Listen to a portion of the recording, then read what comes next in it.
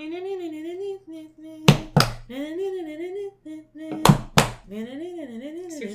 is so singy today. Well, Jake said it's what's for dinner, and that's all I can think of when I hear that. It's funny, because this one is the one that doesn't have a signature song. What? Oh, this movie that we're going to talk about as soon as you intro it? Mm-hmm. What do you mean doesn't have a signature song? I'll get to that. Wait, where do you get It's What's for Dinner and you get to the... Isn't that the song? Isn't that the song that plays in the Beef It's What's for Dinner commercials? No, it's something else. That's like a Copeland thing. God damn it! You're doing Tchaikovsky and it's Copeland. That's the one, yeah.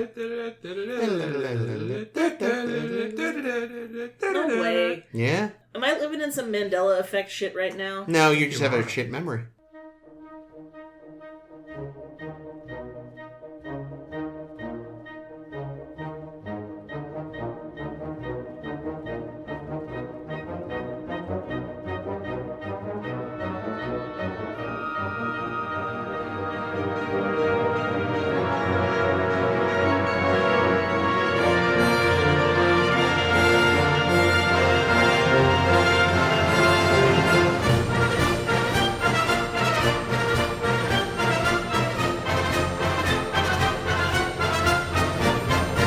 Hello, and welcome to A Star to Steer Her by 10 Forward number 32. Whoa. Back to the Future, Part 2. Also, whoa. Yeah, so it's the sequel that was never expected when we pick up from the end of Back to the Future 1 with totally not different Jennifer and Doc. Time shenanigans. The time stream changed and Marty got a different girlfriend. Well, also, she does so little in this movie, who cares who plays her? Right, yeah. Yeah, well, we'll get to that. Huzzah! So yeah, they go to the future because something's got to be done about your kids. Terrible impression. Richard Nixon is Doc Brown. Marty. That was pretty Would good. watch. Same, actually. What the fuck was that? Oh, yes, they go to 2015. I remember this. It's a pastel 80s, 90s pastiche 2015. And it turns out Marty Jr. is a fucking pushover who is going to get talked into criming with Griff Cannon. Listen, they said be gay, do crimes. Yeah, but I think he's straight, so he fucked up. Oh, did you see that hat? Wow. Touche. What was the crime gonna be? I don't know if they ever specified. They just said, whenever you go back, you tell him no. He's like, what were we gonna say yes to? Yeah, I don't know if maybe the newspaper... Anyway, we'll get to that. So anyway, Marty changes his pants and a jacket, and... We haven't introduced ourselves. Oh, fuck, right. This is... We do this every time we do a 10 Yeah, we do. And Chris just gets carried away, especially about Back to the Future. Well, no, see, we did introduce ourselves, but then temporal shenanigans happened and got moved here. This is Chris. We have to go back to the introductions. This has been Ames. No, not has been. It's back. Actually, that was good. To the future. This is Caitlin. And this is not Crispin Glover. True. So yeah, Marty Sr., but not yet, because he hasn't actually had the kid from his perspective, tells Griff no. There's a chase. A woman is almost paralyzed by a stunt gone wrong. Oh yeah, that was awful to watch. Are you going scene by scene in this movie? No. Yeah, like usual. How we always do. I didn't plan for this, unfortunately. I forgot. I tend to forget we summarize the movies in 10 Forward, so I wasn't ready. So, meanwhile, Jennifer, who had been knocked out by an alpha wave... We're still in this scene. Yeah, Jesus Christ. has been brought to her family home, and she can't get out because she doesn't know how future doors work, and she gets a little view of her sad future life with broken hand Marty and her kids and in-laws and stuff. Anyway, at one point Marty went to buy a book to bet on future events that hadn't happened yet, and Doc's like, you can't do that. Only I get to decide when the future gets changed. Biff overhears them, takes the book back. I'm still confused why we're doing a play-by-play synopsis. We never do a synopsis of movies. Oh, we don't? I thought we didn't, but then we do a 2-sentence one. Oh, look, it's Back to the Future Part 2. They do the future, they do alternate 85, they go back to Part 1, bada bing. There you go. Biff is Donald Trump and this movie sucks. If you haven't seen... If you need a synopsis, then you shouldn't be listening to I the can't figure out why Caitlin seems to detest this movie so much. I hate it. I think I it's don't understand why. It's the funniest one. it's definitely a lesser film than the first one. I'll say that much. It has the most jokes. I suppose it does. Yeah, but they're fucking lame. It's a different... the way I see it is like, it's a different genre than the first one. Yeah, in a it's lot of probably not ways. as good as the first one, and I just find the third one so fucking charming that, yeah, this might be not as good a movie, but I don't think it's detestable. No. Oh, I hate it. I love Why? 3. Tell me why. I don't know, dude. I think it's like, I find it like boring. I don't know. I honestly can't tell you why. But every time I've watched this movie, which has been several times since I've known Chris, I don't care for it. See, that's interesting, because this was my first full watch of this movie, because I've only ever caught, I've watched the fucking skateboarding through the tunnel scene roughly 8 million times. Mm-hmm. To the end where it goes it feeds directly into the next movie, which is fine. Yeah. I've never seen the first hour and a half of this movie before in its entirety. Mm. So, knowing Caitlin hated it, I was like, okay, man, this movie's gonna suck. And I was just waiting for it to suck. Well, thanks, Ames. I appreciate you holding me in such high regard. Not anymore. Not Yeah, anymore. no, fair enough. But it's just it was nice to be considered, you know? I was interested to see what you thought about their utilizing the genre to comment on the nature of sequels. Tell me more. So their whole thing was like, when they were originally working on the script that would become Back to the Futures 2 and 3, because originally they were writing one film, then it got way too long. I think it was called Paradox at the time. Sure. Why didn't this come up when we talked But it was about Back to the Future before? PAIR of DOCS. Oh, that would have been great. Because there's 2 Doc There Browns. are. I think because it was part 2 and part 3 that were going to be one movie, not part Yeah, sorry. Yes, sorry. Part 2 and... I see Yeah. now. One I was only missed ever that written... detail. Sorry, yes. One was only ever written as one. And then the studio's like, hey, great, make a sequel. And they went, fucking what? So I don't understand how this would have been a one movie thing. Would they, the first half, would they still have gone to the Old West? Yeah, they basically realized it's getting way too long, and we're like, Yeah. we're gonna split this here. But anyway, so in the early versions, they're like, all right, we did the 50s, so what now? Okay, what if we go to the 60s, and George is like teaching creative writing somewhere, and Marty runs into them again, and maybe he endangers his own We're just doing the same fucking movie. They're like, wait a minute. Nothing wrong with doing the same movie. Well, that was the thing. They were like, wait a We minute. do that all the time. Sequels are so often just the first movie, but more. They're like, we're a time... Ghostbusters. Yeah. Well, except that one's also more, but worse. Lost train of thought. Oh, yeah. So... I like Ghostbusters too. It's It's fine. fine. But, so they were like, wait a minute, we're a time travel movie. What if instead of the same movie but more, we literally go back to the first movie? Oh, that's true. That is incredibly clever. I thought you'd be interested by that. Yeah, I part. wasn't. I was very impressed by that part. The going back and running around as literally Marty is on stage singing a song, whilst this Marty is trying not to get caught by himself and also bullies. Yeah, that's very fun to watch. And honestly, for all the very early digital compositing, and I think they also used early motion control camera stuff. That's right, they did. Very it holds up very well. It does. There's a few moments ooh, yeah, that is blue screen, but not as many as you'd expect. Yeah, I was going to say, we have certainly seen more recent movies that do a lot worse job. Yeah. Yes. Better tech, you know Oh, what yeah, I mean? yeah. Yeah, well, I think this is the time when the technology was so new that they had to not moth. I didn't get it. So I don't know what it is. Failed utterly. I watched it happen. It's like when a kitty tries to catch a bug. Well, they're hard to get. They are. Yeah.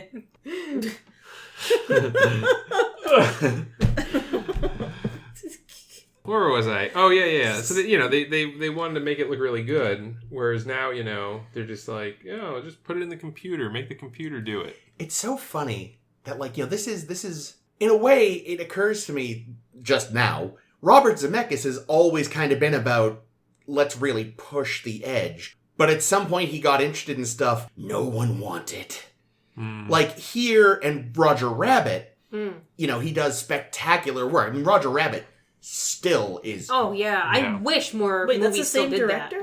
that. Yeah. No shit. Yeah. I had no idea. Yep, and it's, to this day, it is the greatest example of combined animation and live action. Oh my god, no doubt. Oh my god, can we do Roger Rabbit? Have we already done Roger I don't Rabbit? know No, if there's we I don't know if there's a reason. Yeah, there is. It's a great movie. But Cool. One of the days that I'm too swamped with rehearsals and work, you guys go ahead. But- I'll watch the movie with you, but I don't care to do a 10 forward on it. fair. But, we think, so, Roger Rabbit, technologically astounding, and we just don't think about it because it's so fucking seamless. And these really pushing the envelope in a lot of ways, and then he just got obsessed with mocap and... Like what and what else? Like what? Well, he basically just sunk his whole reputation into mocap CG movies. Like what? Mars Needs Moms, The Polar Express. He was gonna do a remake of Yellow Submarine that got canceled because of how much everyone hated Mars Hates Moms. Did he do that Needs shitty Moms. Christmas Carol movie? He did. Oh, no. Yeah. He got really obsessed with it, and, it's all he did, even though the movies kept doing, eh. Nah. And they're all. I mean, I've only seen the Polar Express, and it was bad. people, it somehow has become, a big Christmas viewing, even though it's awful. Really? Yeah. Is this like a kids these days, like the Star Wars prequels type thing? I think it's just more enough networks just air it every year that people have convinced themselves it's not terrible. No, it is. It is. And it's not just it's a crappy retelling of a children's book done with just terrible mocap. And dead-eyed, but this was him pushing the envelope in a good way. Yeah. I think the fact that they did come up with an original story for the sequel that wasn't just a rehash of the first movie kind of takes it out of the realm of cash grab, which a lot of sequels are. Yeah. Because it's genuinely A cash grab. doing something new, completely new. Almost like I said earlier, almost in a completely different genre than the first film. Well, and it actually, the first movie, the time travel was kind of just, the point to drive the plot. Yeah. Even Marty's life being in danger was really never that big of a threat. It was just so that he'd have to be there to play Cupid to his parents, which is the whole focus. It's what if you met your parents and had to make sure they banged? But here, the time travel is actually really intrinsic to the whole thing. Mm-hmm. You wind up with the parallel universes. You wind up with, we've got to go back to the first film, but we can't keep the first film from happening. Right. And Explain all to me this. The one thing I very much don't understand, and there might even be a cutscene that explained this, I don't remember. Mm-hmm. Old Biff takes the DeLorean back to 1955 to give himself a book. Mm-hmm. He brings the DeLorean back. Yes. How and why? That is a plot hole that can only be explained away if you accept Back to the Future specific time travel rules. Well, which is that changes made take time. Yeah, but here's the thing, and this I've always felt this. I even at one point I wrote up a treatise on this. What? About how... Where is it now? A treatise? It was like a live journal thing or some I don't know. Oh, well, live so the journal's Russians still have around. it now. I want to see Jake's live journal. No, you don't. It's got my terrible Star Wars Episode 3 plot. I bet it's the same screen name he still uses for shit. Just go look on live journal. I'm going to point out that could be. I'm pretty sure the current owners did delete all inactive blogs a couple of years ago. No, I'm still. No, we're I'm still there. Don't worry. Anyway, yeah, because I've always felt, and maybe you can correct me if I'm wrong about this, but I've always felt that this film rewrites the time travel logic from the first film.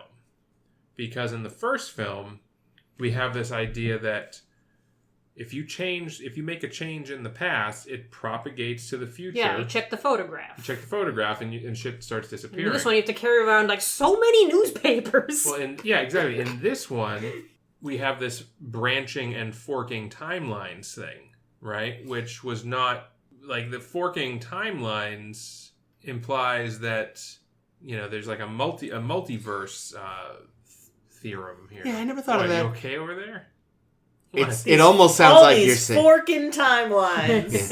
It's beautiful. I love it. Yes, I think. Yeah, I never thought of that part, but it definitely kept the whole gradual change aspect still, because again, Biff doesn't just instantly.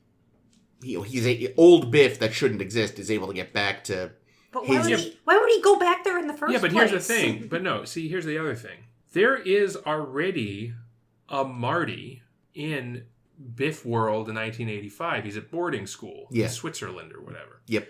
There's also a Doc Brown who's committed in an institution somewhere. Yep. So there's also like 5 DeLoreans. So like they should not be there. Yeah, the logic isn't super sound. It's definitely a bit of a plot hole. It only works if it is a multiverse. And like, yeah, Doc and Marty and Einstein and Jennifer and the car are from the Prime universe. Mm-hmm.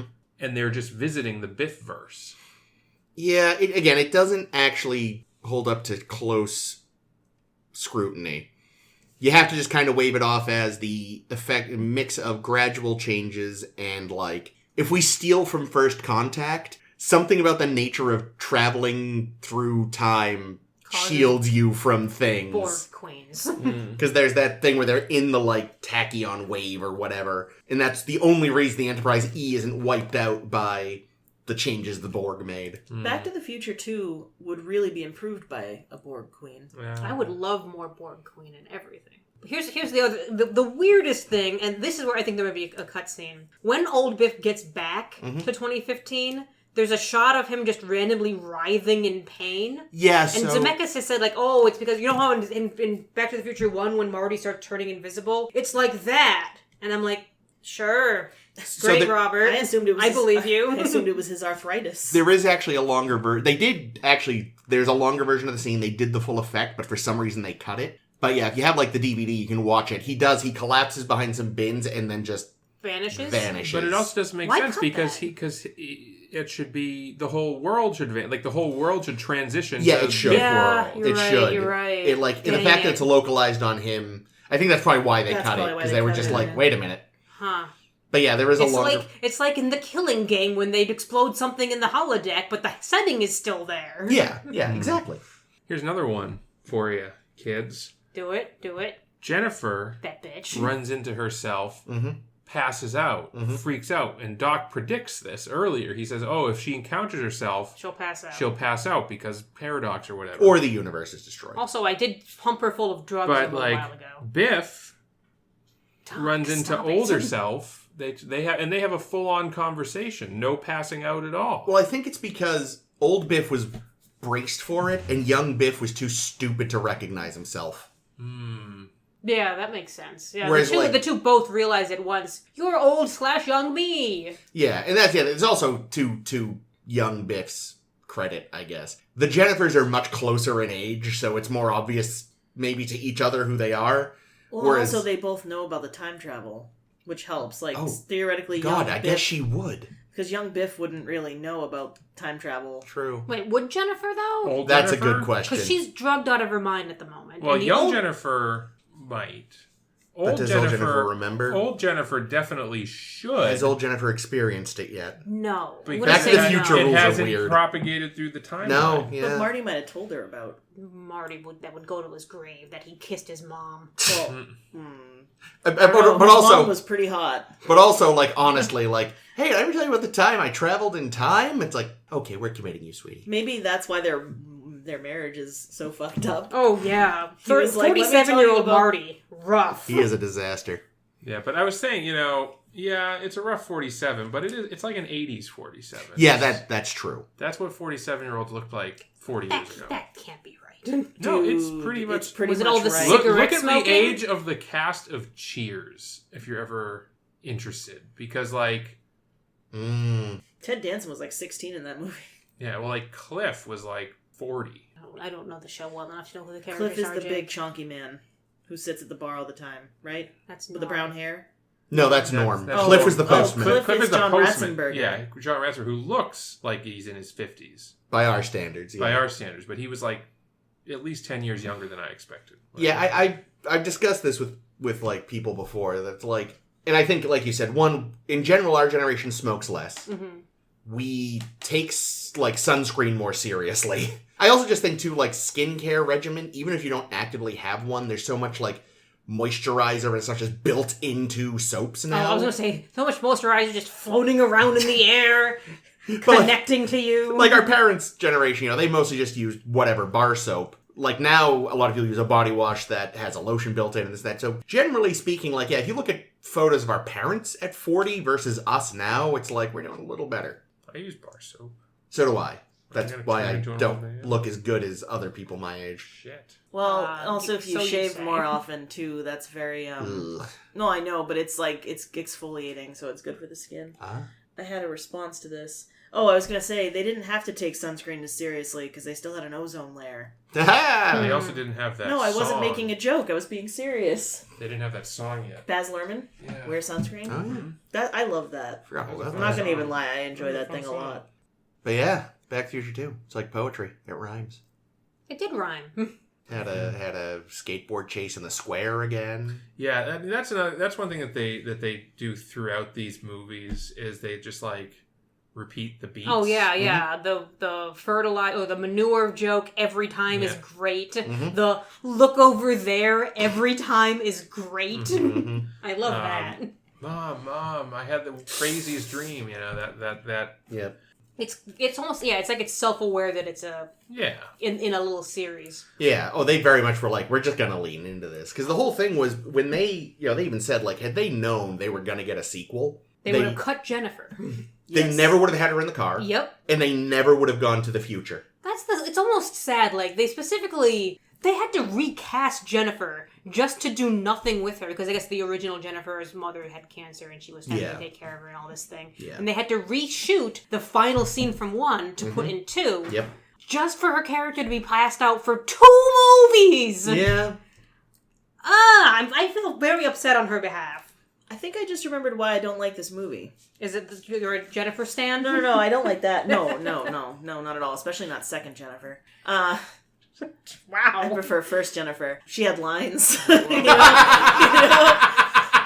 The thing is, second Jennifer went on to become like a famous actress, whereas first Jennifer, I'm pretty sure, didn't do much else. No, I don't think she did. Well- Because she quit acting for a while, so.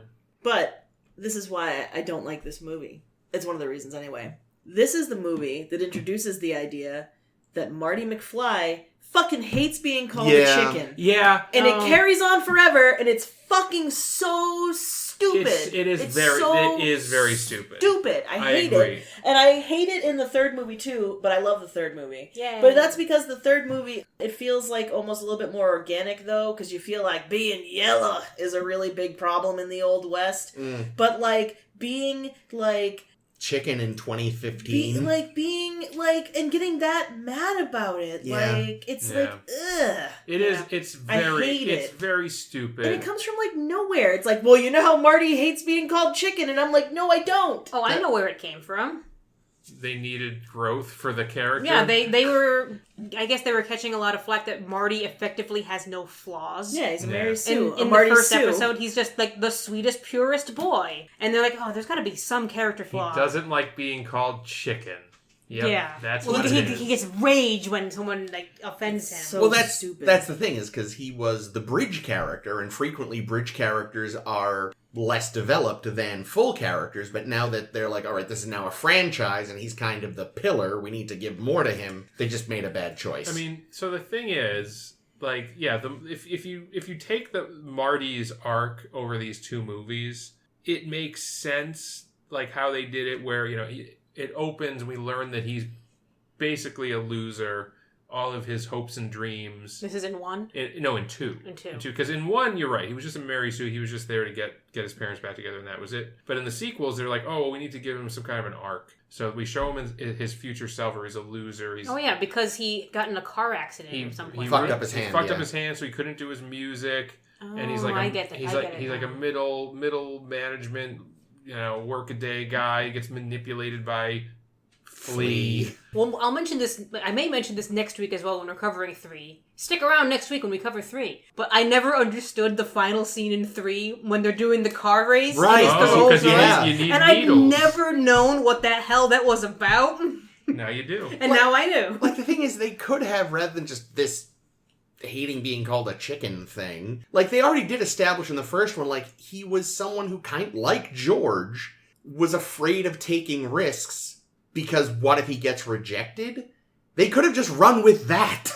Yeah. In some way. Well, but in a way, making him hate being chicken actually does sort of follow up on that, because he is a chicken, and the reason he hates being called chicken is because it cuts too deep. So now I have to rethink my whole opinion on the chicken thing. Fuck you, Chris. Chicken. It is a bit of an escalation, but yeah, that does kind of tie in, doesn't it? Oh, I hate it. Thank you. Yeah, but it is. I just think it. Yeah, I agree 100%. I think the whole chicken thing is it's a retcon for the character, because it comes up so much in these two movies, especially the second one. So much, Yeah. dear God. Well, and even they've admitted after years later, like, yeah, we probably could have come. I mean, up like, with something better. how could you have done this better instead of having the chicken thing? Maybe you could have just made him a huge racist. Oh my God. Sorry, Chris. Oh yeah, all the crimes that he and Griff were going to commit. I mean, that's young little Marty. Marty. Though. Young Marty. Well, he got it from his dad. Yeah, so that's interesting. So Griff is Biff's grandson, which means that there's another Tannen that Maybe we have. another in that. layer. Tiff Tannen. Yeah, Biff, Tiff, and Griff. I like it. Thanks.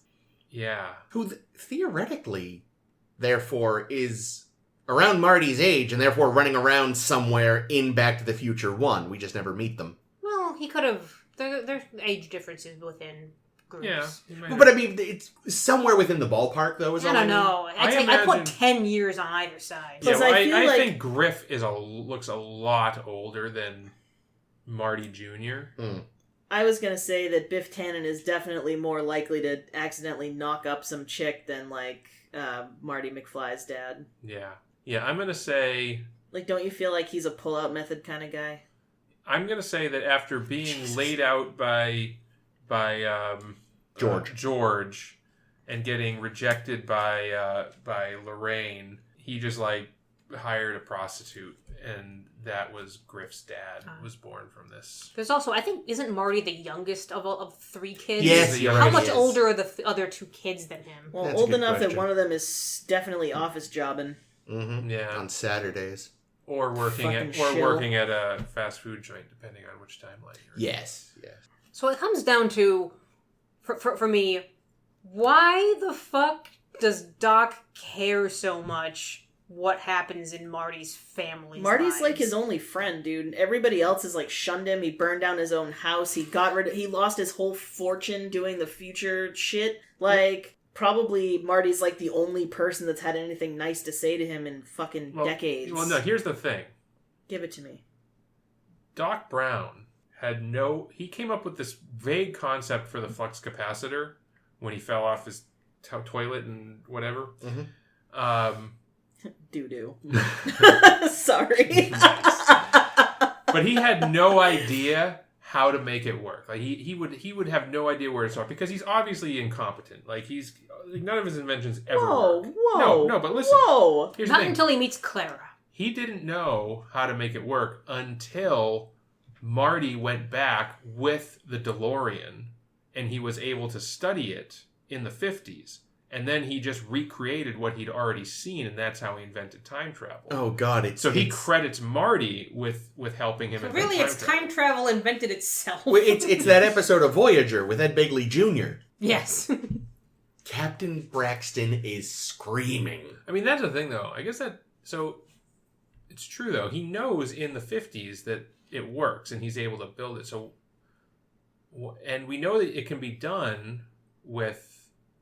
Or maybe it couldn't be done with technology from the 50s. Yeah, he needed like plutonium and But shit. If one from the future sends the instructions back. Yeah, I guess. God.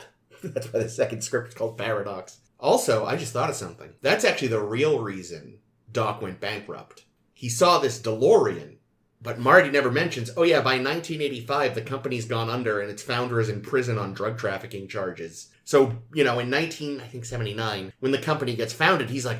DeLorean! They're gonna be huge! And he invests all this money. He's still Nixon. And because it's the closest I can do. And then it goes, under and he's just fails miserably. That sounds about right. He does have enough to change his face. Well, but I imagine Just his that... neck But the thing wall. is, he opens up a briefcase full of money. Yeah. which makes me think He has definitely robbed so many banks. he's robbed banks. He's got he. The only reason he didn't want the Marty, money from each era. Yeah. Yeah. So that means that he's gone around in time and ripped people off. Yep. Or has like a stack of sports almanacs somewhere. Well, the past money, I'm sure, is really easy to counterfeit. Sure. Like, honestly, 1985, counterfeiting past money just takes a Xerox. The future money, yeah, he's got to be stealing from someone. Yeah, he's definitely stealing or doing what Marty wanted to do. Yeah. You know, which is like using the ability that he has to like know all the lottery numbers. Yeah.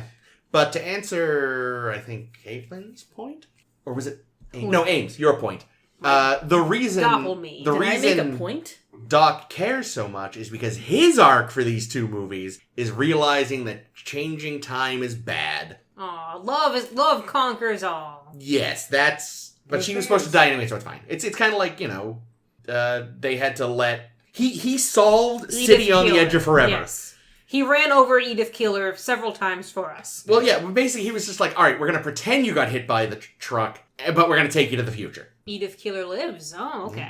I'll take that. But yeah, no, they did say, like, they never would have ended the first film the way they did if they'd known they were going to get a sequel, because, again, they wouldn't have had Jennifer there, and they said they'd always been like, we don't want to do the future because you're inevitably proven wrong really quickly. Yeah. How far into the future can you go before someone, when you get to that date, is going to be like, oh, there's all the things Back to the Future got wrong. People give movies a pass. And the other thing is, like, yeah, they got a lot of things, quote-unquote, wrong, but again, I don't think they were trying to get things right. Well, no, that's the thing. They even said, like, they were like, all right, we're going to the future. We've locked ourselves in. Let's just do the most out there comedy future like we silly can. Things. Their big thing, too, was like, this was mid-80s. Well, no, by the time it comes out, it's 89. But they were like, a lot of 80s, late 70s and 80s science fiction, with the exception of, like, Star Wars, you'd had, like, Alien and Blade Runner and all these very, the Terminator, all these dark, dystopian, corporate futures. They were like, let's just do a happy future.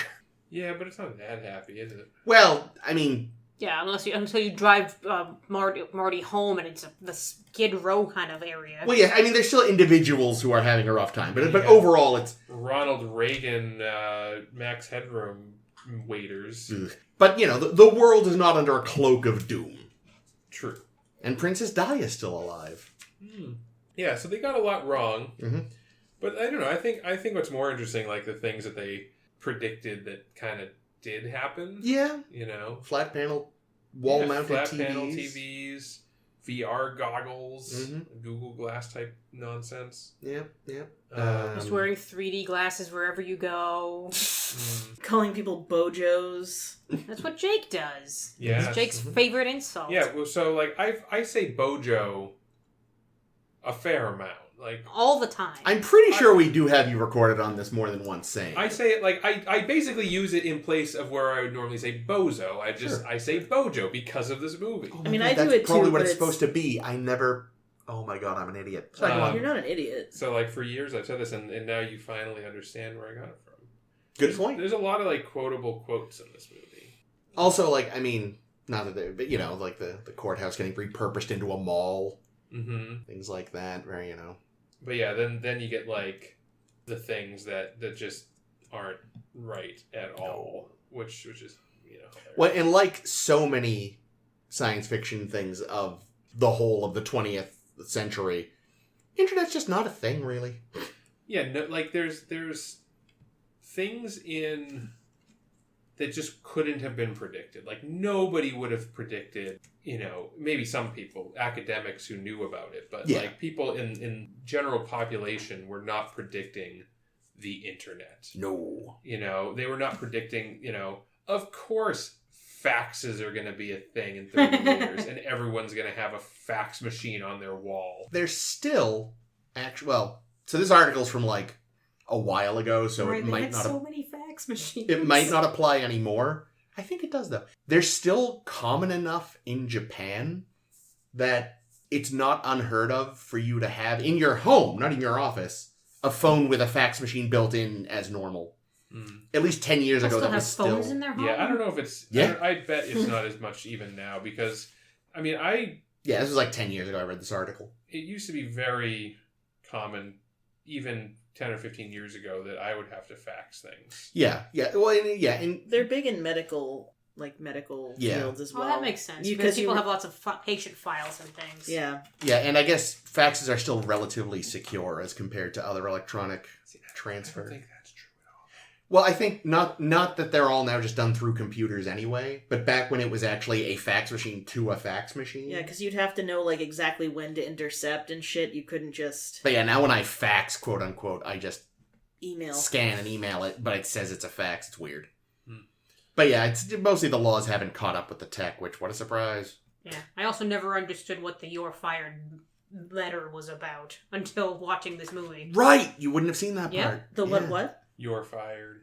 The one thing Jennifer does in the whole Yeah. several movies is carry around. Even they think like, oh yeah, she'll forget it. She'll think it was all a dream. Like, fucking check her pockets, morons.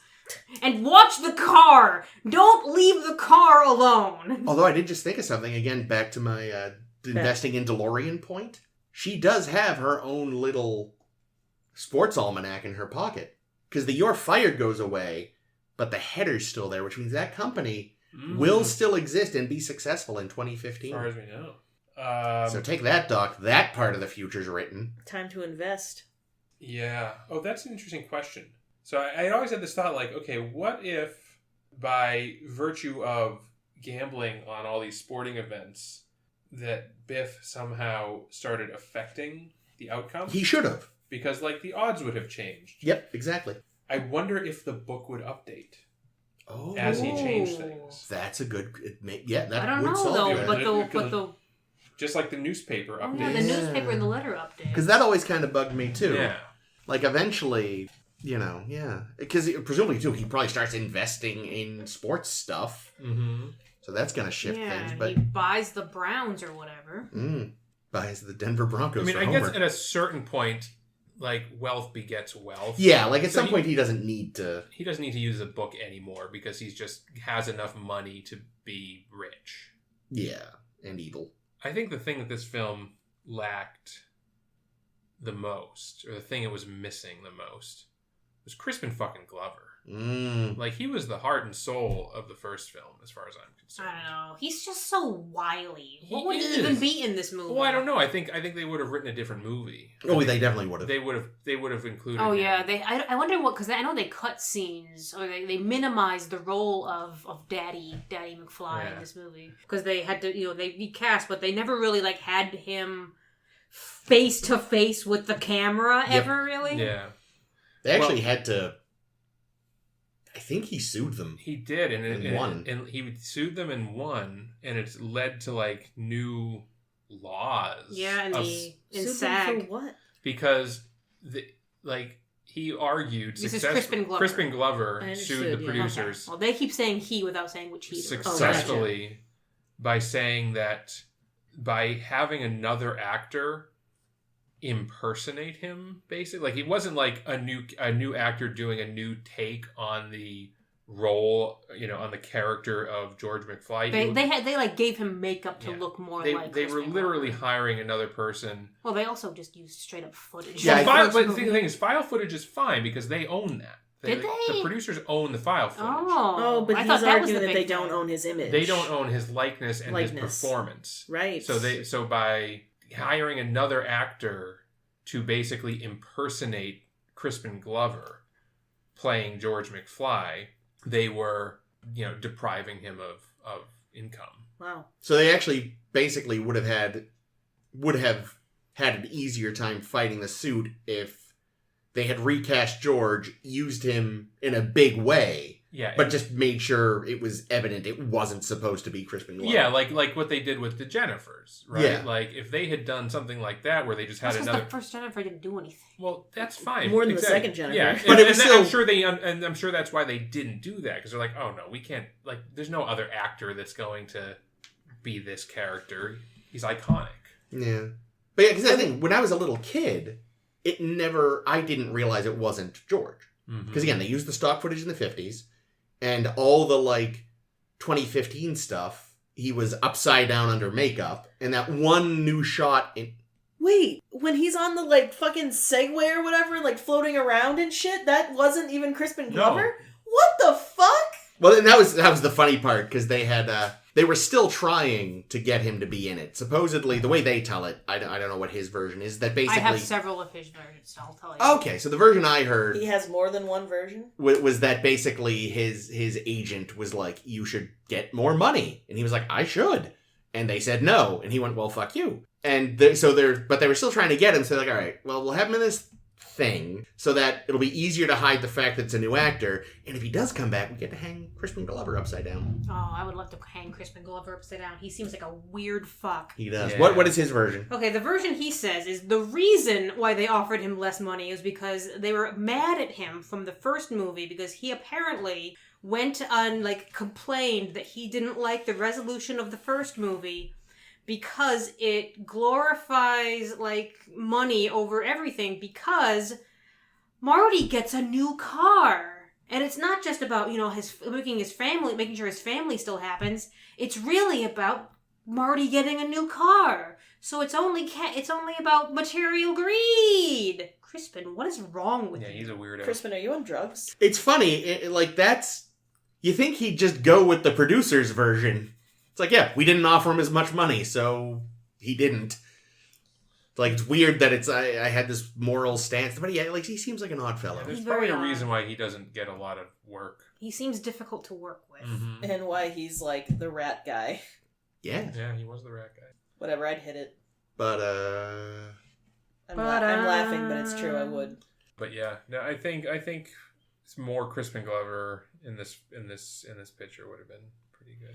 But in reality, though, this one was about Marty. Yeah. They'd done the George movie. Yeah. I'm sorry, this was about Biff. This was the Biff movie. Fair. Yeah. And fair. one thing between this movie and the movie we're going to talk about next week, fucking Thomas Wilson is just a delight. Yeah. He is so fun to watch because he's so over-the-top hammy that it's very entertaining. I didn't realize that he also does the voice of his, I think, mother or grandmother? Grandmother. Gertrude Tannen. Oh, she has a name. Even Well, I didn't know according that. to Wikipedia, her name is Gertrude Tannen. He voices her when she's yelling at him from off stage. Gertrude Hurdy-Gurdy Tannen. And I know, why. Thomas Wilson also does, a shit ton of voice work. He does. But this must have been either his first or at least a very early, an early, if not first, example of him doing voice work. That's So great. I think that's delightful.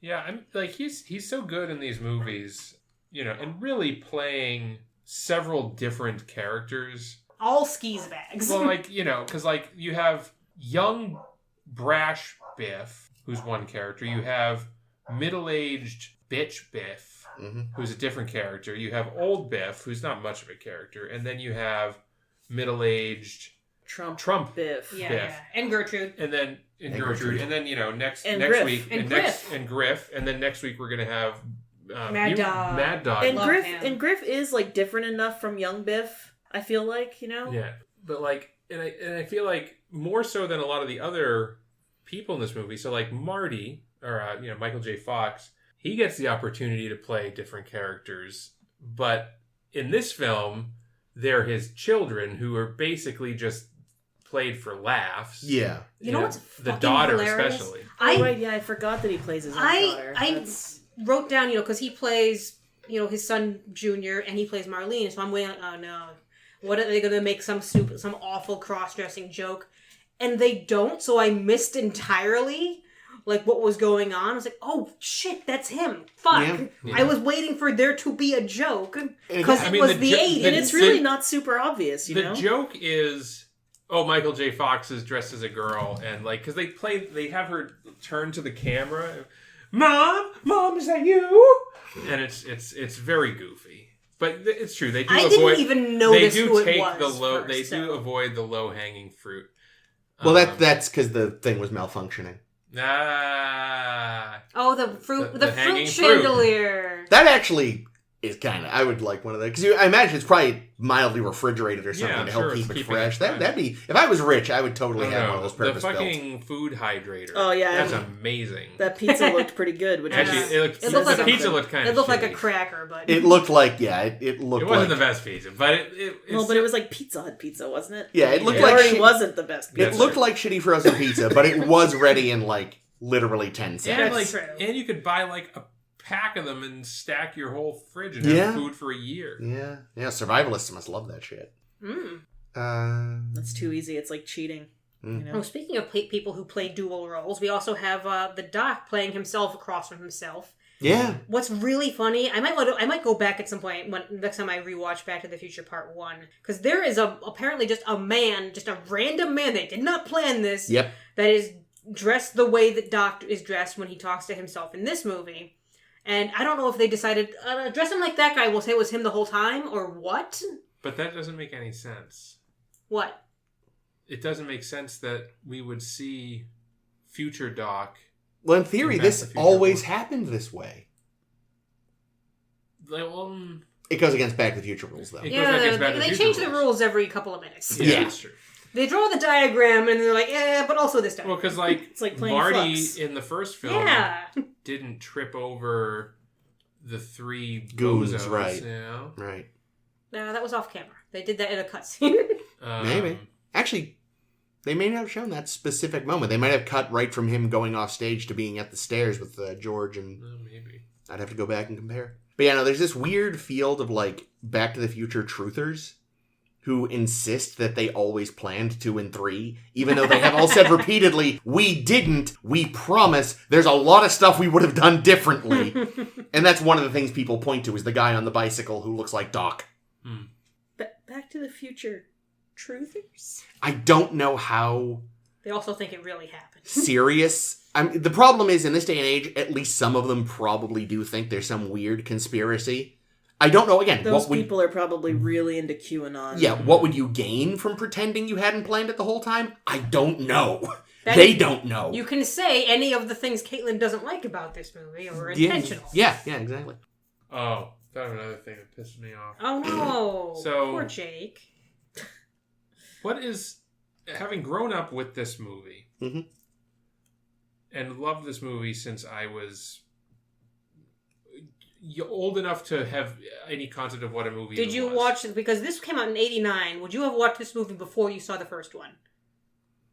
Because the first I one, you don't would have know. been a baby. I don't know, A but I wee know I bear. would. But like, there's like drawings I did as a 3 or 4 year old depicting this movie. Oh, can we see them?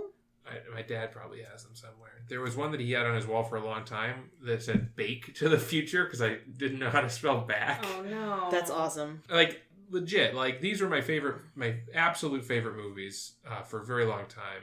And what's the one thing, if you're a kid watching this movie, that you fucking want?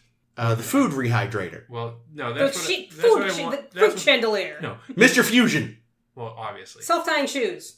no, you're all fucking wrong. Well, well, wait, let Shortening me jacket. think about it. Oh yeah, well, I'm just being a wise ass, but What you want from this like movie? of all like the future tech that you see in this movie. Well, I would think the hoverboard. Of course, the hoverboard. 100,000% the hoverboard. Flying taxi looked great. The hoverboard from this movie and the holes that you can stick on the wall in Who Framed Roger Rabbit. that's the best. You Those could are, raise holy hell with that combination. yeah, right? Like those are like the two things as a kid that's like I those have to be real. And like there were rumors for decades that the hoverboard was real. yeah, I heard this. But it obviously wasn't. Like, there was a thing that was nothing like the hoverboard in this movie that was, like, fans, and it was giant, and you had to wear a battery pack, and, like, you could go 10 feet on it, but... Only if you got power. But there was, like, these rumors, like, early internet rumors that, oh, no, they actually invented the hoverboard. Like, what you see in the movie is an actual thing. It's like...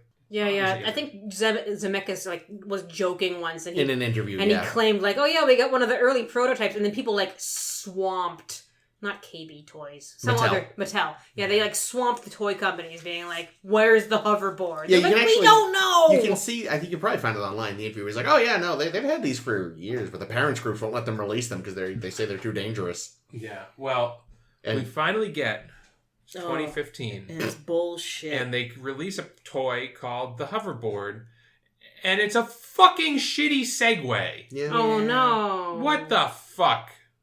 yeah. Yeah, it's bullshit. It's not really a problem with the movie, it's a problem with the assholes that decided to Problem call their with shitty reality. Segway a hoverboard. I will say, now, this is really a sign that I'm old and boring. Is that, when I was a kid, I wanted flying cars and a hoverboard. Now, as an adult, I'm like, I really wish we had Mr. Fusion. That would Mr. actually Fusion, be really good. The food hydrator, fax machines on every wall. Like, those are the things I want as an adult. But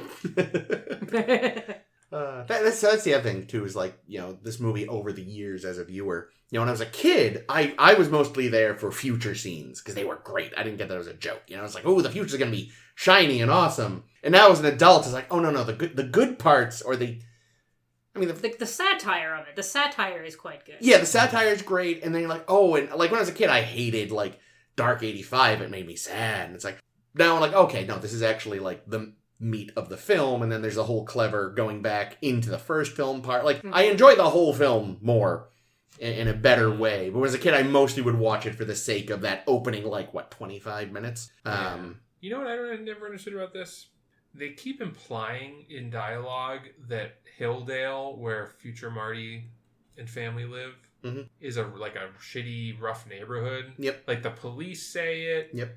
The taxi driver says it. It looks like a nice place. There's graffiti on the sign, this is the first time I ever noticed the graffiti on the sign. That it said the address of success. Yeah. But if it looked like somebody spray painted over, so it says the address of suckers, which I liked. Yeah, well, it's just because, and even Marty, when he sees it in 3, is impressed by the idea of living there someday. And it's clearly was meant to be some sort of nice sort of development akin to, where the fuck does he live? Lion Estates? Lion Estates. Well, Lion Estates feels like, middle class housing. It's not. Yeah. It's not like Condo Valley. They're like the kind of houses that you could afford on a middle class salary. Yeah. Well, that's the weird thing in the first one is George is still living there in crazy successful future. I think we may have talked about it at the time, but maybe the justification is famous writer George McFly moved in, so the whole area is actually a lot fancier in that version of 1985. Biff specifically went and pissed in that area. I just wonder every day. I don't know how successful he really is, though, because did you see the Blazer? That was in 1985 shorthand for true. Very successful. Well, but again, maybe he's just got the attitude of a successful person. Maybe his first book was The Secret. Oh. Actually, that was his first novel, so up until then he'd probably been doing short stories. He's a psychopath, that man. But yeah, maybe the Lion Estates is better, and swankier in the good future. Yeah. But yeah, Hilldale clearly is meant to also be swanky, but clearly in that version, at least, of 2015, it didn't take off. Well, I guess just all things eventually. Maybe the housing development that was cutting edge in 1985 is just a dump. By 2015, yeah. It's because they weren't all those cool angular glass buildings we have now that every new fucking development looks like. Oh yeah, new developments, they all look... Somehow, even though they don't have the same shape, they all somehow still look the exact exactly same. The future sucks. And I come from a development where every single brick house is literally the same blueprint, just either flipped or sideways. Mm-hmm. And my neighborhood looked more different than these fucking houses. Yeah, well that's your neighborhood reminds me of the type of place like the Lion Estates, where just a developer came in and just built a bunch of houses on some land. But yeah, the developments now where it's you live above the mall, sort of thing, the fucking Assembly Row or the Arsenal Yard, where it's just we're just gonna make these very samey looking quote unquote luxury apartments. $4,000 a month, 1 bedroom, and you live above the mall. I don't get it. I don't want to live there. I don't even mind living above the mall if the building was just nicer. I wouldn't mind living above the mall if the mall had a Taco Bell in the food court. Fair. Lorraine is the craziest woman of all time. In this movie, she's in the future in 2015. Just the older woman voice she puts on is worse than Admiral Jameson in TNG. She's got a weird haircut, too, doesn't she? Or am I thinking of Jennifer? I think I have weird hair. A lot of them had weird hair. Future hair is weird. Except Marlene, it was just straight hair, thank God. Just a wig. Yeah, that is a fun voice. Silly. And then fucking alternate 85 Lorraine. Yeah, the titties. Oh, with the titties. So, I also was just thinking about her titties, but I was like, I'm not going to be the one. well, They're I not real. was just going to talk about her they're fake sad, drunk voice, but... Oh, yeah. yeah. Well, to go with her sad drunk life. Yeah. And her it's- sad drunk titties. Biff is such a piece of shit. Yeah, Yeah, he yeah. sucks. The thing is, like, Alt 85 Biff is so obviously and so transparently Trump. Yeah, Yeah. He lives in a building with his name on. He it. lives in a building with his name on it. casino. He's got terrible hair. Yeah. Like, he's... Everything's gold. He's got mistresses in the hot tub with him. Yeah. Mhm. Like, And he tries to rape her Yeah. Yeah. in the first movie. Yes. So they Rapist. they got Trump right down to the fucking sexual assault. And you know what? I don't even have to say it's alleged anymore because he was True. found fucking guilty. So Yeah. we've known Suck it. about this guy for so over long. 30 years. Biff? Biff. Yes. Biff. yeah. Well, but also Biff, to be Everyone. fair. Yeah, I just rewatched today because it's delightful. The Some More News movie. Have you ever watched Some More News with Cody Johnson, Chris? Here and there, yeah. Yeah. He's quite funny. He's a great news dude. And a couple of years ago, Great news dude. when the pandemic was driving them all nuts, they just made a movie for no reason. And what the movie boiled down to was, let's just explore every single movie or TV show reference in which they basically have the Donald Trump, a Splash Donald with Trump a cat. inspired character, Mm. to show how we knew all along Oh, that yeah. he's always the villain. Yep. Every villain in these movies, they just make Donald Trump, and the people are surprised that, like, the left doesn't like him. But we've been told in this movie, in the Mario Brothers movie, in all these examples. I guess he was sort of Trump. How in Sesame Street. Yeah. They did a Donald Trump parody in which he's just the greedy man. There's an early Mystery Science Theater Nice. where one of the gags is there's this like little animated opening to the movie they're watching, and there's a character that they decide looks like Donald Trump. Like, hey, why is Donald Trump chasing all the good guys away? You know why. Is like the quip. So even there, like, yeah, people have We've always agreed. known. We've been in agreement as For a a long-ass society time. for 40 years that Donald Trump's a piece of shit. Yeah. Yeah, I would recommend the movie. It talks about this movie a bit. It does a lot of time travel. It's very clever. Nice. So what's interesting about Alternate 85 is they were worried people were just going to call them on ripping off It's a Wonderful Life. Huh.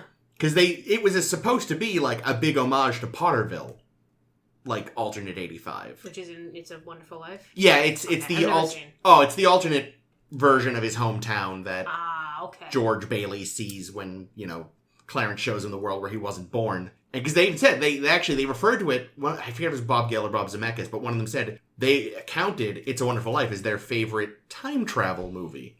Oh. Which is like, I never thought of it as a That's time a travel good film, point, but yeah. okay. So they said, yeah, like we were really worried. People were like, you just ripped off It's a Wonderful Life. And it was like, I never made that connection until you Yeah. said it. Good for them. But they said the way they put it was, but then the movie was a success. So apparently the difference between a ripoff and an homage is whether or not you're successful. Which is, I love that line. But I also think Alternate 85 is different enough from Potterville to still be kind of its own thing. What's interesting too is like just how evil Biff is. But there's that one moment where later in part 2. Like, because again, first movie he tries to rape, not Jennifer. Lorraine.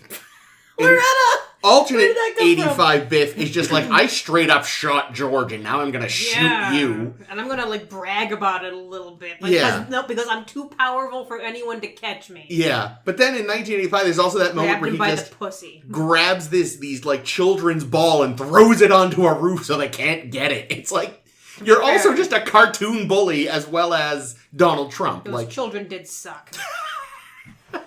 They were children. Hero Biff. Hey, broken clock twice a day. Oh, really? I don't know what his second thing is, but Getting Lorraine them titties. I'm just kidding. And I hate that too. Because he's like, got you those tits. And she's like, I fucking hate them, you son of a bitch. I'm just like, fuck yeah, sister. You tell him. That's the other reason I don't like this fucking movie. Why is she with him?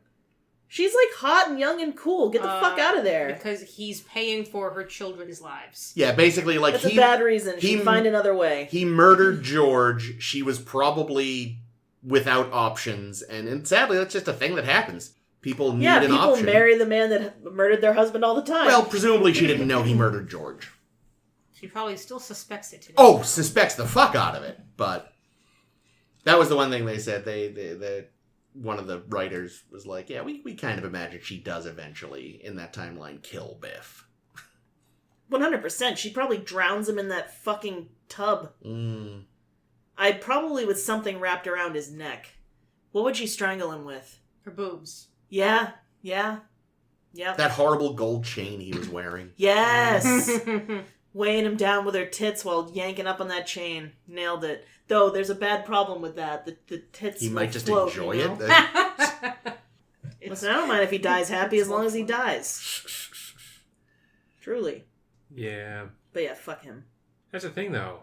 Marty should have killed Biff. Yes. In Alter 85. Any chance he got. He should have drowned him with his gold chain and his tits. Well, after he knocked him out with the door of the car, he should have just got the gun and just shot him. Or, like, thrown him off the Marty roof. would never do that. Doc might. Doc is a psycho. Somebody should have killed him. And, like, here's the thing. Einstein. Because it wouldn't matter. Because if they're successful in their mission, that never happened. If they fail in their mission, he's got an ironclad alibi because he's in Switzerland at boarding school. So would those two Martys eventually somehow temporally merge, like the Captain's Braxton? Yeah, I had a weird thought, because to Biff and Lorraine in this alternate 1985, Marty has just been Marty. Like, their version of Marty this whole time, who was probably entirely different from the other Marty. He sounds like a dick. He was raised by a different man. And he keeps getting kicked out of boarding schools. Yeah, and he might suck. And suddenly, Marty shows up an entirely different person. And what the hell did they think of that? Well, she does say, they must have hit you on the head hard this time. So maybe she thinks he's still kind of concussed. Yeah, the fact that it's this time, it's like, oh, he does this all the time. They're constant. Anytime they see Marty, they just beat the crap out of him. God, Billy Zane, you prick. Yeah, I mean, it is one commendable thing about Biff is he's loyal. He's got, he's held on to those friends. He has kept those 3 toadies around, which I don't think Donald Trump has a single friend. No, he alienates all of them. Wow, so we've established that in some regard, Biff is better than Trump. God damn. Well, and he also made his own money. I mean, he cheated to do it, but he did make his own money. That's also true. He started from humble beginnings, being yelled at by his grandmother. Yeah. He didn't have any inheritance or anything. Yeah, self-made man. Literally by himself. Yeah. There you go. Yeah. True. He's his own grandfather? Well.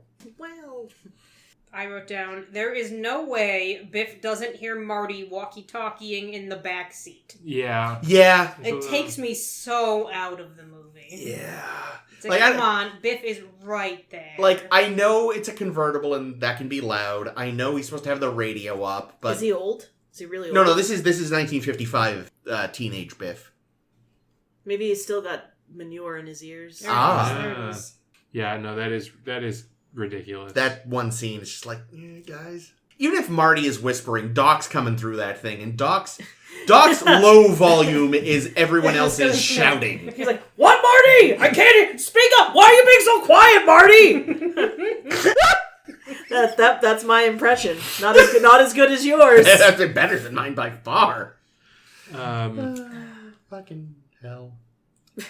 All right, last note I wanted to bring up is that watching movies like this, because this happens, I feel like, all the time in movies. And since, I work in theater sometimes backstage, and I was under the impression I'd be dealing with a lot more sandbags hanging from the grid than I ever have. Yeah. I have never seen sandbags hanging from the grid. It's from the 50s, though. Now they use, iron weights for the fly system. Admittedly, I've never been in a theater with a fly system, so... Yeah. But I've seen them, but I've never seen sandbags. I'm sure high school gym stages probably. They definitely used to use them. I mean, I don't know when they stopped using them. I don't know if I've ever seen a sandbag used as a counterweight I've seen like sandbags used on stage to hold things down. But you're right. That is one of No, those they huge... use them as counterweights for set pieces. Yeah, but Fairly usually certain. they use like stage weights, like big iron. Yeah, maybe Same now thing. they do, but not. Right, but I don't know. the sandbag on the rope thing, you're right. That's like such a common trope that I think most people, because they don't work backstage in theater, they just assume that's a thing. But you're right. We do theater sometimes. Like, I have actually never seen that. But here's the thing, like, you drop a sandbag on someone. Oh, that's gonna kill them. Well, the sandbag is going to at least concuss them, Yeah. but a stage weight Oh, drop from God. that height would crush their skull. Yeah. I mean, honestly, if the sandbag hits you at the right angle, it's going to possibly at least cost you the use of your legs. Oh, yeah. Marty, Yeah, that's vicious why. killer. That's why it couldn't have been that the 1955 stuff in this movie always happened. Yeah, no. Because when we see Billy Zane in Alt 85, He loves sand. yeah, It gets everywhere. Billy Zane? We talked he's about this one of- last time. That's yeah. right, he's one of Biff's One of Biff's buddies. goons. Did you guys I always also forget. recognize this is the first film appearance Oh, yep. by Elijah Wood, and he's like the tiniest little hobbit He's somehow taller in 1989 than he was in... in the Hobbit movie. Ew. I thought you were going to say he was taller than Marty McFly, Michael J. Fox. Isn't he short? He's quite short. Relatively. How tall is he? Like 5'2"? No, not Tom Cruise short. Like normal short. Hey, was the Save the Clock Tower guy in 2015 supposed to be somebody? He's Biff's mechanic in 1955. It's easy to miss. Oh, because like I noticed like they didn't just get an old man to play this; they made somebody up to look old. And I'm like, is he a character that we've seen elsewhere? Yeah, I don't... Oh, that's why they didn't just get a fucking old guy. I feel like you bitched about that when we watched it. You were like, why wouldn't you just get an old guy? And then, yeah, I think I saw the mechanic. Oh, right, because he's the mechanic. And I don't know if maybe originally the mechanic had a bigger scene or something. It would have been more obvious. Maybe. Because it does still seem weird. It's like, he has 2 lines. Yeah, because it is very jarring when you see him in 2015. It's like, oh, this is like bad old age makeup. Jameson, is that you? Actually, Yes. you were close. Lorraine? He's 5'4". Oh. But yeah, no, that's who that is. Mm. Yeah, I love seeing all like the signs for Goldie, for Mayor Goldie. Goldie The Jr. third or Yeah, something? Yeah. Goldie Jr.'s the mayor. The third is the guy that does hover car, conversions. Yeah, the car salesman. Yay! He decided politics can suck it. I love their dynasty. It's a great dynasty. I don't usually go for political dynasties, but I will take the Goldie Wilson dynasty. Mm-hmm. Yeah, the Cafe 80s is a trip. Mm. Yeah, I kind of want to go to one. I am glad that the 80s never came back quite as in full force as they did in fictional 2015. It will. It'll happen. Everything's cyclic. I hope not. I mean, I guess I'd take the 80s. The 90s were an aesthetic nightmare. It's not worth hoping not. It's just gonna happen. I think the 80s. I don't know, man. Both were bad, but I feel like the 80s had good and bad. I Yeah, feel like there's most a lot of eras good do. in the Like 80s. I think 80s had some good cars. yeah.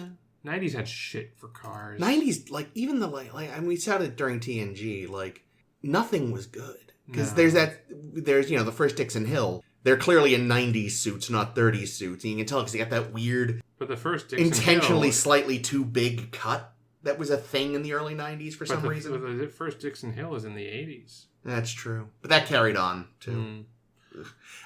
Cool. Yeah, man. Shit, I had a they thought. fucked the Ford Taurus in the 90s. It was such a cool car. I liked that In so the much 80s, as a kid. And then the 90s Ford Oh, Taurus. Was ruined. Weird, smooth, Bulbous. UFO-y looking Yeah, thing. I I know. thought that's what the future was going to look like. I was stupid. In retrospect, I always it's a preferred weird the little original Taurus, the RoboCop car. Yeah, a relative of mine had one of the smooth ones. So I'm such an idiot. I almost said the horse, but no, Tauruses are that's a bull, That's a isn't it? bull. What a fucking Yes, the original, idiot. the original Taurus. The original Taurus, a horse. you're not wrong. No, I am wrong. It's a cow. Oh, right. That's right.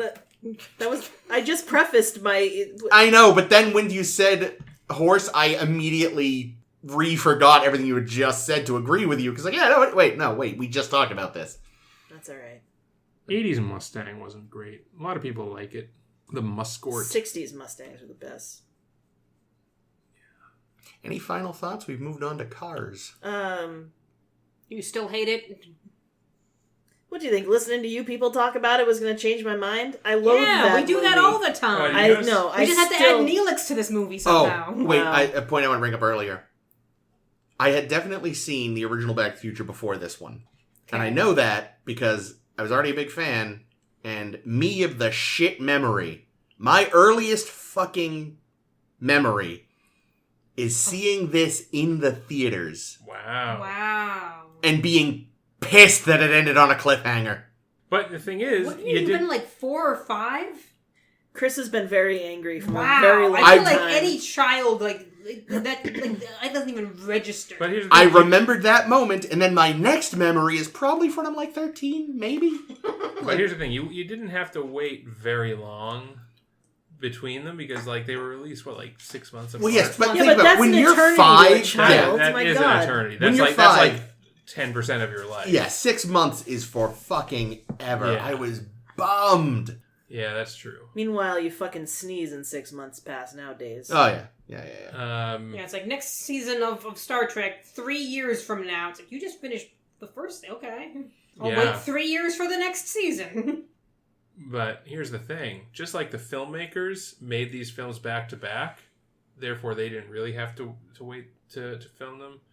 There's going to be an abbreviated thing here for our audience because we're going to record the episode about Back to the Future 3 in like a couple of minutes, but our audience won't hear it for another week. Suckers! Take that, audience. Go live in Hilldale, Yeah. the address of suckers. Somewhere there's a 4-year-old shaking his fist in rage at this No, it's just Chris. cliffhanger. Oh god, I hope we don't have a 4-year-old listener. We say terrible things for a child.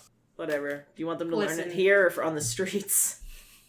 I'm convinced that anyone under the age of 7 retains no memories, so... Fair enough. I think it's over 3 they do, but... Can. Yeah, you might remember one thing. I have some weird. I wouldn't even call. They're not vivid memories. They're Vignettes. I have a distinctive memory of being in a playpen when I must have been under 2. And I have this I have very specific memory of being in a playpen in the living room. My mom had a friend over. I don't remember who the friend was, but I remember this clearly. And it's not like one of those fake memories. It's like a family story that you think you remember you've because you've seen the photo so many times, you've heard the story so many times. It's not that, because this isn't an event that was ever brought up again. It's not a family story. There's no photos taken. It's a legitimate memory that is, for some reason, it's the only thing seared in my brain. Well, it was burned in because you found out that that week the Smurfs ended on a cliffhanger. Fucking cliffhangers. To be continued. Yeah, so join us next week when we do the continuing. We're going to be talking Back to the Future Part 3. Until then, do all the other things. I really don't give a shit. You're coming back because we're ending on a cliffhanger. I'm done. This is Ames. Caitlin. Jake. And this is Chris writing you a letter from 1885. See you then. That's in the third one, Chris. He gets the letter at the end of the second. Wait. Yeah, he nope, does. they're all blurring together now. Well, Yep. yeah. Good night.